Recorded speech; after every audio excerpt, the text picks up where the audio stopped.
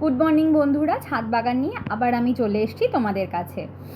আমি তোমাদের অলরেডি যে ভিডিওগুলো আপলোড করেছি তাতে তোমরা দেখেইছো যে আমি একটা ছোট্ট জলাশয় ছাদের ওপর বানানোর চেষ্টা করেছি। আর আমি বলেওছি যে কিভাবে এই পুরো প্রজেক্টটা আমরা বানালাম সেটা আমি অল্প অল্প করে দেখাবো। আজকে একটু সকাল সকালই ছাদে উঠেছি, কিন্তু এই 6:45তেও এত রোদ যে কি বলবো। এখন তো বুঝতেই পারছো সকাল বিকেল গাছগুলোকে স্নান করাতে হয়। যাই হোক, চলো আমরা দেখে নিই কীভাবে তৈরি করলাম।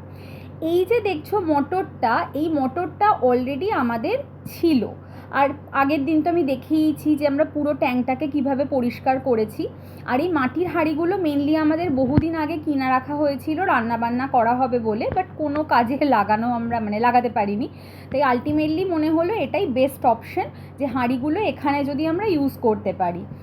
মোটরটা ফার্স্টে আমরা একটু চেক করে নিচ্ছিলাম, যেহেতু আমাদের অ্যাকোরিয়ামে অনেক দিন ধরেই ওটা ইউজ হয়েছিল। তো হাঁড়িগুলোকে ফার্স্টে ফুটো করে নিয়েছি ড্রিল মেশিন দিয়ে।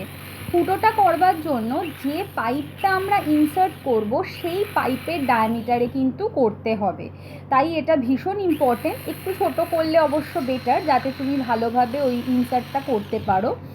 আমরা প্রথমে একটাই হোল করেছিলাম, কিন্তু তারপর আবার 4খানা পরপর হোল করেছি, যাতে 4টে পাইপ, সরু সরু পাইপ ওর ভেতরে আমরা ঢোকাতে পারি।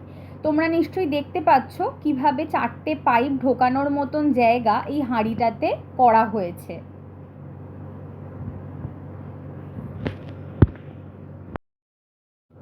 আর এইগুলো হচ্ছে ফিল্টার, অ্যাকোয়াগার্ড সার্ভিসিংয়ের সময় যে ফিল্টারগুলো ফেলে দেওয়া হয় সেগুলো। এইগুলোকে ভেঙে এর ভেতর থেকে আমরা জল ফিল্টার করার যে বিভিন্ন রকম এলিমেন্টসগুলো সেগুলোকে বার করে রেখে দিয়েছি। নেক্সট এপিসোড দেখতে থাকো যে আমি এগুলোকে কিভাবে আমাদের ফিল্টারে ইউজ করলাম। ভালো লাগলে ডেফিনেটলি সাবস্ক্রাইব করো আর লাইক করো। টাটা।